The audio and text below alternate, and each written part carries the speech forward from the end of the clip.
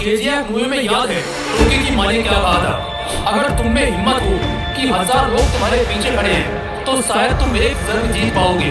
लेकिन अगर उन 1000 लोगों ने ये हिम्मत कर ली कि तुम उनके पीछे खड़े हो तो पूरी दुनिया जीत जाओगे।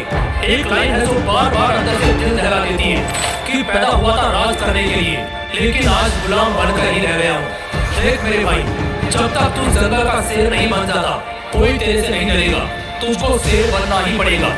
ताकतवर लोग ही इस दुनिया में राज करते हैं, जो कमजोर होते हैं वो हमेशा या तो मर जाते हैं या फिर मजबूरी में जीते हैं। पूरे धरती पर एक अकेला जिंदा प्राणी शेर ही है, तो साला अपनी धार से, अपनी धार से, अपने गुरूर और अपने फितूर से पूरे जंगल को झुका देता है। पता है ऐसा क्यों? क्योंकि वो अकेला 100 के बराबर होता है। ताकत होना ठीक है, हिम्मत होना भी ठीक है, तेज दिमाग और तीखी चाल होना भी सही है, लेकिन क्या इन सबसे कोई राजा बनता है? शायद नहीं। क्या इनसे कोई मॉन्स्टर बनता है? बिल्कुल भी नहीं। क्योंकि अगर ऐसा होता तो हाथी और दरियाई घोड़ा जंगल पर राज करते। अगर ऐसा होता तो नेवला और जंगली कुत्ते भी जंगल घेरने की हिम्मत करते। अगर ऐसा होता तो लोमड़ी और चीता भी शेर के बाप होते। ऐसा नहीं है। ताकत, हिम्मत, तेज दिमाग, तीखी चाल सब मंजूर है, लेकिन इन सबको छोड़कर एक ऐसी बात अगर किसी बंदे में आ जाए तो वो अकेला 100 के बराबर होगा। वो बात है सुल्तान बनने का एटीट्यूड। जिस बंदे ने पैदा होने के बाद से लेकर कभी भी किसी की गुलामी ना करने की कसम खा ली, उसका एटीट्यूड 7वें आसमान पर है कि चाहे जो हो जाए वो सुल्तान बनेगा, किसी का गुलाम नहीं।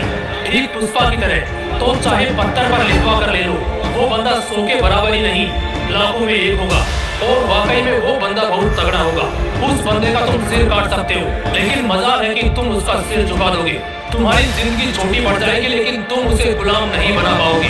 ऐसा नहीं कि सिर्फ फिल्मों में हमने ऐसे लोगों को देखा है जो अकेले 100 के बराबर हो। छत्रपति संभाजी महाराज, महाराणा प्रताप, पृथ्वीराज चौहान, भगत सिंह, रविंद्र कौशिक, ऐसे बहुत शेरों को हमने देखा है जिनका नाम सुनकर ही सामने का झुंड थर थर कांपने लगता था।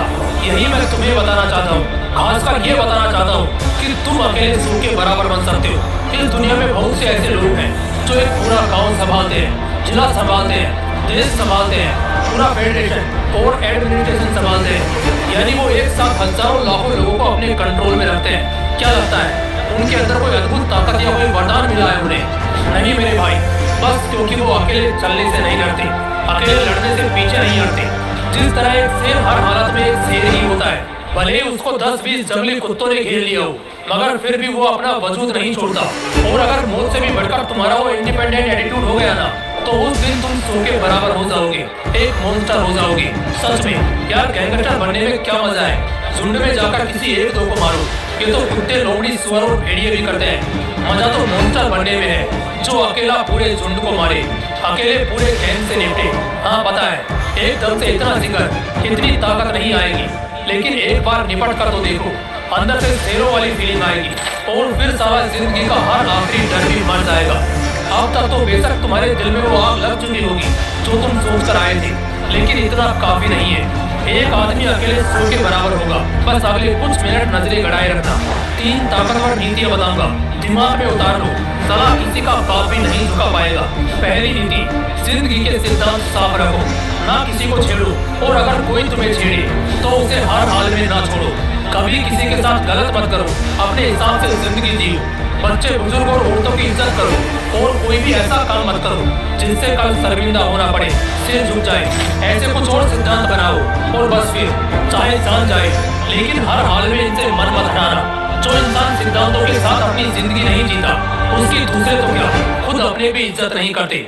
उसकी जिंदगी कटी पतंग की तरह होती है, किस दिशा में जाएगी कोई नहीं जानता, लेकिन आखिर में कचरे में ही मिलेगी, ये सब जानते हैं। दूसरी नीति, कुत्तों की संगत छोड़ो।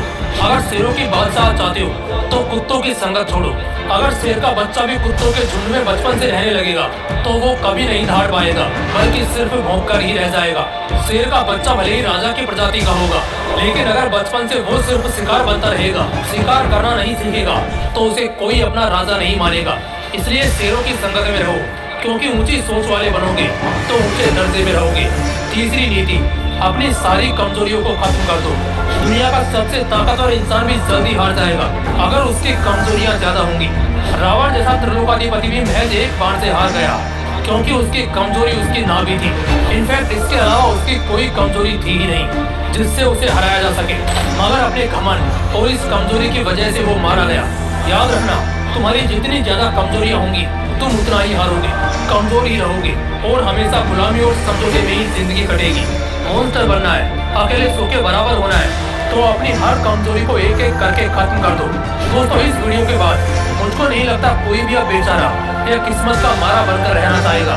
यहाँ से शेरों वाली जिंदगी जीनी है, सुल्तान बनकर मरना है। जब तक जिएंगे अपने दम पर जिएंगे, अकेले सो के बराबर बनेंगे। बस इस एटीट्यूड को दिल में बनाए रखो, बसाए रखो और आग लगाते रहो। अगर वीडियो अच्छा लगा तो इसे अपने दोस्तों के साथ जरूर शेयर करना।